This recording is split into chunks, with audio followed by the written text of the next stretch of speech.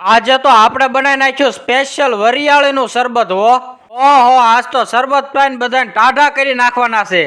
આ શરબતમાં વરિયાળી સિરપ પણ ઉમેરવામાં આવે છે અને આખી વરિયાળી પણ નાખવામાં આવી છે. 3 ટીપણા ભરીને બનાવી નાખ્યું. તો ગાઈસ, આ અમારા ગામ લાખણકા મઢુલી ગ્રુપ તરફથી આ શરબત બનાવવામાં આવે છે. દર વર્ષે હનુમાન જયંતિ દિવસે આ સેવાનું એક કાર્ય કરવામાં પણ આવે છે. બરફની પાટું પણ આવી ગઈ છે. હવે એ બરફને તોડીને એના ગાંગડા કરીને આપણે શરબતમાં ઉમેરવામાં આવશે.